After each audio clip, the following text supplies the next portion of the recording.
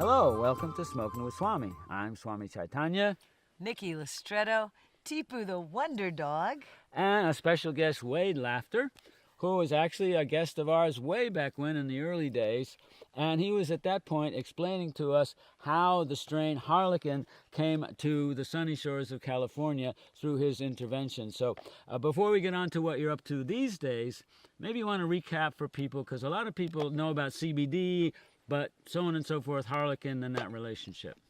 Yeah, I was gifted some seeds. One of the members of my collective, a friend named Lars, brought seeds from Switzerland.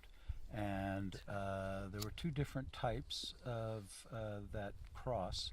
And one of them, the vitality of it impressed me right away. I was working indoors at that point and looking for new varieties for the work I was doing. And it was such a beautiful plant. And meantime, the patient group, the members of my collective, if you will, were,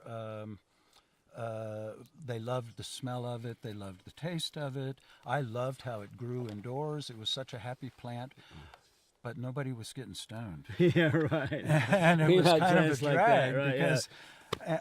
But this is before there was much testing, right? Well, yeah, no, it was right as Steep Hill first started doing business. I see, yeah. At first I'd heard of them. Harborside was asking for testers. They were doing that. And I was already trying to comply with the local regulated market in the Bay Area.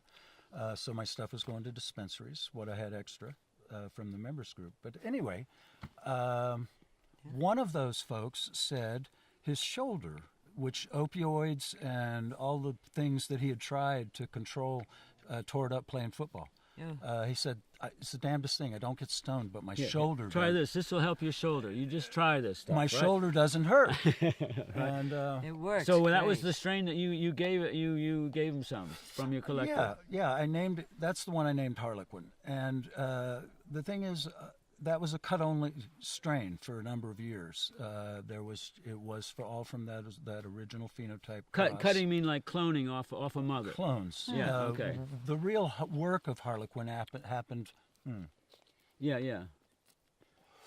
The real work of Harlequin happened about ensuring that is original mother plants, and the stock from them was available for years in the Bay Area. At any number of dispensaries, you could find cuttings of a plant that pretty reliably, indoors or outdoors, would give you 2 to 3 times the amount of CBD to THC. Yeah. And the thing is, back in those days, we'd pretty much bred all the CBD out of the gene pool. So Steep Hill was the first one to detect that then? I took it to them and asked them to test it. They liked the other phenotype for its THC psychoactivity.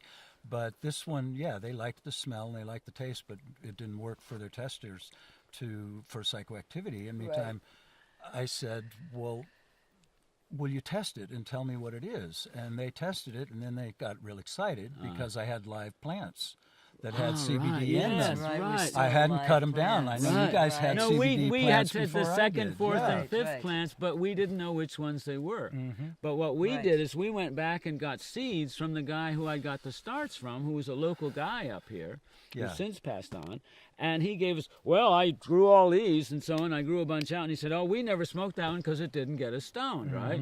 But I grew it out, and that became, one of them became Royal Purple, and the other became Ganjama, right? Yeah, that's what I was remembering, Ganjama. Yeah, and so they occasionally present CBD because it's not really a stabilized strain that way. I bred it back to itself, so it's pretty consistent. But the Harlequin was the thing. So you kind of Johnny Appleseeded the Harlequin thing to various other indoor growers. What was remarkable about it was a wonderful mother plant. It really lent itself to being crossed. Harley Sue comes to mind. Ringo. Right. Lawrence Ringo crossed his Sour Tsunami. Oh, yeah. Blessing he passed on. Great contributor wonderful to the genetic strains. Yeah. Anyway, it turned out to be a wonderful mother plant. A number of folks have crossed it with other things. There's a breeder in Nevada County who's crossed it back on itself and is making some interesting things that he's calling Harlequin. But the original Why did you call it Harlequin? I don't know if you remember that story I told you about giving ground to plants indoors. Oh, you have to listen to this because this is like right. this No, is this off is the where- charts. This is this This is copper definitely wire, a right? hearing. Well, I put a lot of effort into trying to figure out how to give plants indoor is really hard. I mean, and it's wrong. Excuse me. I'm just going to make a blunt statement. Indoor, the only reason to do indoor with cannabis is you have no other choice. That's right. Then you do. There's no other choice. That's the only. It's like growing corn indoors Or a tomato. or yeah. tomatoes. It's outdoors. This is where that It's a plant different. came from. It's a different creature when it's And, grown indoors. Well, one of the things that shapes it is lighting and what kind of water you have access to and what sort of soil you Right, choose yeah. to work in and all of those things. The plants are doing the heavy lifting.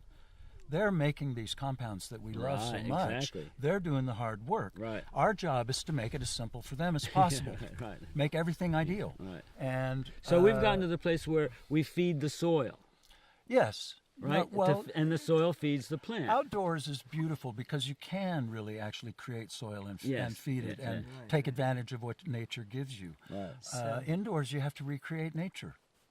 You have to do that all the way through. Ain't and easy. And I finally got to a point with the plants I was working with where I'd done everything I knew to do about lighting and put some effort and money into that.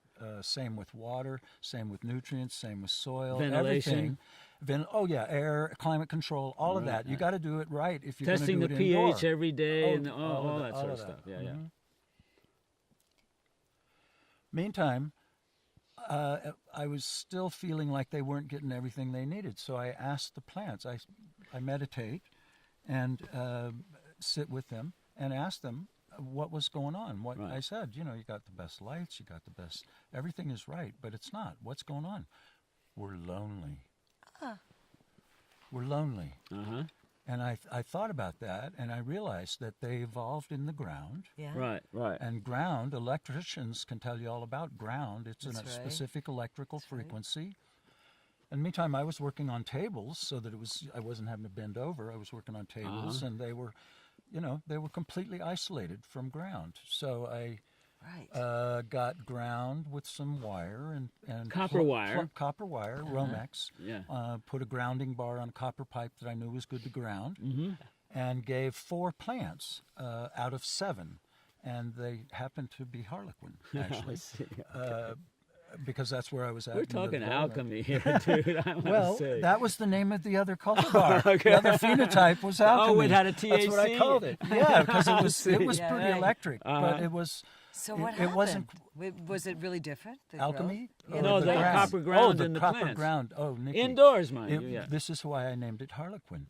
The 7 plants, there were 4 that got ground and 3 that didn't. Identical conditions. I like to experiment, And the 4, they stood out like a sore thumb. They were considerably bigger than the uniform canopy that I was working with usually. yeah, uh-huh. And they flowered. I used a period of darkness to trigger flowering quickly. Uh-huh. And at 2 weeks, I was used to the indoor plants. For the most part, they would give you a pencil eraser-sized clump of flowers 2 weeks Yeah. into flowering. Uh-huh.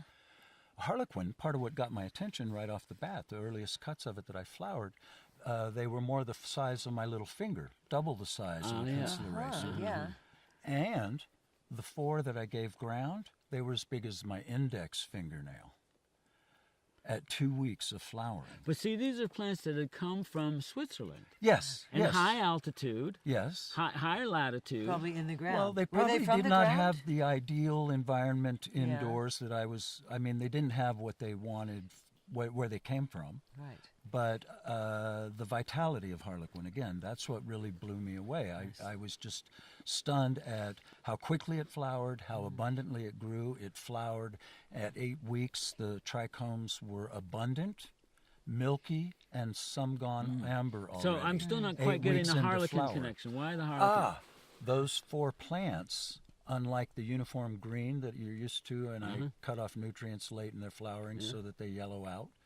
But these had red and purple and green and violet. I mean, just all They were this Harlequin incredible color, multicolored Blessed Harlequin. be. Yeah, Harlequin really. is a character in the earliest known opera. That's It's an right, Italian opera, and one Uh-huh. of the characters is Yeah. the Harlequin, and his costume has all these colors. It's a Yeah. vest. Yeah, I and think he's got there's a wild famous hat. Picasso painting of Harlequin and, or something and like it that. sort of suggests the jokester, and Right, part of it exactly. was, again, I had this plant, and I had a lot of them at this point, 7 big ones ready for full flowering and mothers and all that, and meantime my patient group wasn't getting stoned. And then it turned out to be high in CBD, Yeah, and right. it turned out because there was so few live plant versions Right, of right. CBD plants, I thought this needs to be to as many people as possible. Absolutely. Yeah, right, exactly. So for years, Yeah, it I wasn't didn't available. do We bred it. it out. Our good friend, I don't know if I could name him. Okay. Anyway, so and yeah, so. I'm not We don't comfortable have to his name him permission. because of the Yeah. publicity. Right, exactly. But meantime, he did the heavy lifting for 6 years Uh-huh. in the Bay Area. You could go to Harborside, Elemental Wellness, or Spark and find cuttings of those original Harlequin moms. Oh, yeah, yeah. Uh-huh. Yeah. So where's it take us to today? House of Harlequin. House of Harlequin, yeah. And because of local ordinance, and we could get into politics, but Which you're very heavily into, I now know. Yes, well, yes. Okay, we'll pass on that. local yes. ordinance at this moment still says that no cannabis business activity is allowed in the county. So I have a pre-existing business. It existed before that ordinance was enacted, and I never shut it down, but it's all now... A non-cannabis business you're talking about. no, any business activity associated with cannabis. Oh, okay. So you do have a pre-something. Yeah, well, Pre-existing condition is what it's called. Well, I had a mutual benefits association, just like AAA, Okay. before they enacted this law, and I didn't discontinue it. and this I'm was paying authorized by the taxes and all state that. law, the 215 and various other things. The Attorney Yeah, General's under the guidelines. guidance. Right. Yeah, I've tried for years to comply with the law. Exactly. I mean, you know, what laws we have, and man, there's a whole bunch of them coming that are not going to be fun. But in the same way that Harlequin was about seeing as many people get benefit, as if you will, from Right. cannabis, my work since then really, I've learned a lot about outdoor cultivation because I had to sort out how to do it indoors. Looking at what I have outdoors, I've realized that regenerative agriculture, to use a term, or permaculture design, or biodynamics. I like living or, soil. I really like that term. Elaine Ingham. Yes, Yeah, there's a bunch of information becoming available, readily available online and whatnot. But what's really true for me is I just have spent, in the same way that I used to sit in my room, I now sit in my garden and ask the plants what's going on, what you Yeah, need, what's great. Right, what's exactly. the, and I've really. I think for a variety of reasons, it's really important for farmers to learn how to create their own inputs on their property instead of importing things. When you Yes. look at the environmental impact associated with a bag of bat guano, I know. I mean, just you follow that chain of custody, if you will, back Uh-huh. to its Yeah, yeah, origins. Yeah. And I think market pressures are going to force us all to Yeah. become much more Yeah. realistic, Yeah, if yeah, you for will. sure. All right. Prohibition has created this insane profit margin associated with cannabis, Right, and right, right. for me, the medicinal aspect, the real miracle of Harlequin, I mean, there's many miracles associated with it for me, but the big one for me was introducing me to people who actually need cannabis for their lives. Yeah. Yeah. I to mean, it's survive. not because it helps them feel good, Yeah, which no. is a great reason to use yeah, it cannabis. is. Hello. Yeah. I mean, I love your inspirational Yeah. approach to cannabis. I think of it also as ceremonial. Right. But the true medicinal needs, I've come to know many families who Right. Exactly. Yeah. I think I have 50-some members of my Mutual Benefits Association that are active at the moment, and I think 3 or 4 of them actually smoke. Virtually all of them use tinctures. Isn't that or- what you primarily are preparing now Yeah. with you source Yeah, the cannabis for? I don't really trim flowers. Yeah. We trim enough flowers to keep samples for people to see what the various cultivars that we're working with look like when they're finished, if you want to trim them. But for the most part, no, everything goes to the drying and curing process. And then once it's fully dried, it goes to various medicine makers. And quite a bit of my efforts these days have been with the Calandria network. This little button that I'm wearing here. You can find it online, calandriasnetwork.org. Our mission statement is to provide education and cannabis therapies, if they're appropriate, for the families of catastrophically ill children at no cost to those families ever. Like that. Yeah. And the thing is, it's a miracle, man. The stuff that's happening. Epidermolysis bullosa is a condition where kids, and virtually none of them make it to adulthood because their skin sloughs off. Like if you did like you just did on my hand with one of these kids, it forms a blister. And the skin sloughs off. It's as if they're every contact with things burns them. So they can't be touched. They can't be touched. So these kids end up swathed in bandages head to toe. And meantime, we make a cream that's specifically formulated to absorb into the skin readily. It's sterile. It's a 2-ounce jar of it for the milder versions of this condition has 2+ grams of high purity oil in it. And it's still, some of it's in the acid form, still some in the decarboxylated neutral form. But it is formulated with nothing to irritate the skin. Right. But meantime, we're actually, Forrest Hurd is the young man who's started this and inspired me to basically do everything I know how to do to see him succeed. Because that's his mission. Wow. And at the moment, I think at the last report I hear, we're working with 140 families. Wow, that's great. All of whom have children who catastrophically ill is a specific medical definition. It's a condition that's typically terminal, so to speak, and it does not respond to the medications we can offer. Wow. So you've worked with various people to develop this form. It's not just cannabis; it's other herbs and tincture. Oh yeah, we like shea butter, for example, soaks into the skin pretty readily and is a good carrier oil for a topical.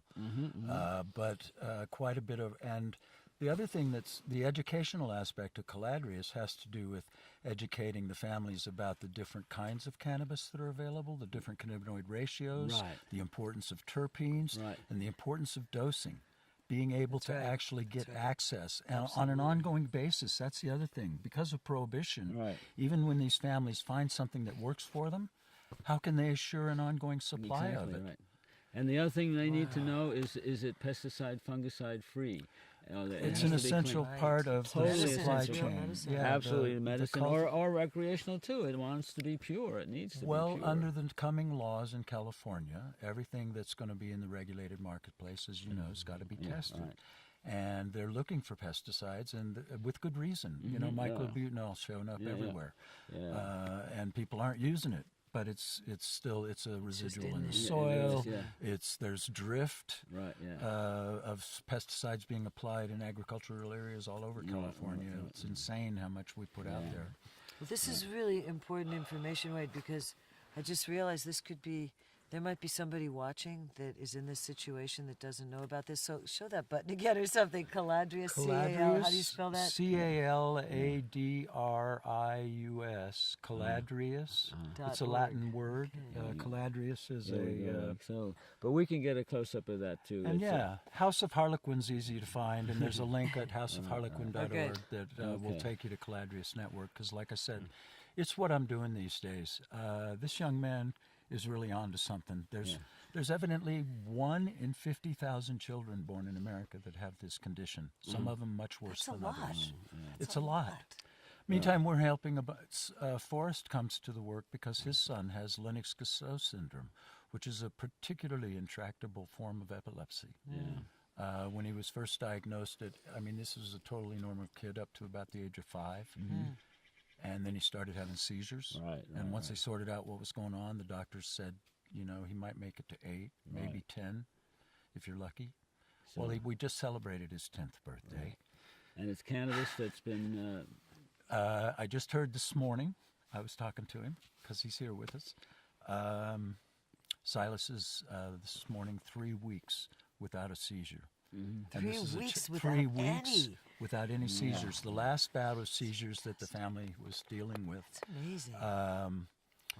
were coming on because he was getting, his teeth are coming in. He's 10 years I old, see. right? And Yeah, evidently, losing his it's baby probably teeth. because the teeth are so close to the brain, and it's a neurological yeah, condition absolutely. and pain. And anyway, nobody really understands. I don't. But what we do know is, at the moment, I don't know if this is revealing too much information, but yeah, Silas is on 45 milligrams of CBD and 25 milligrams of THC, and that's happening twice a day with supplement of tincture that's much smaller dose, like 5 milligrams of either CBD or THC together. But because he's so sick, it just absorbs that. That might sound like a lot. Somebody would say 50 milligrams a day for a kid. We have but it kids with absorbs the into network that are sickness. using hundreds of milligrams of So oils what a we're day. saying is, That's right. If you're so rather than sick. get you stoned, it goes to work in the situation where it's demanded. That's right. And it's filling the whole body with these things. So we have to close this up, but what I want to say, this is the positive thing about all of this. It's like we started as stoners, it's great, no, but this is really what it's about. That this medicine, it cures people, it alleviates pain. It's so important that this be available to people at prices that are reasonable and fair to the patient as well as to the grower, you see. And all of this is very important to get out. And Wade, you're just doing a tremendous job. Yeah. And, Thanks. Right back at you. let's just have it, for these kids and anyone else for post-traumatic shock and all these things. Cannabis is the way to go, and it's the answer to the opioid problem right there. So let's just focus on that. Thank you very much for joining us, and see you Smoking later. with Swami. Smoking with Peace and Swami. love. Thanks, Wade. I love you, Thank you, brother. Swami. Thanks for the invite. It's so Okay, lovely we to see love you you. guys. Okay.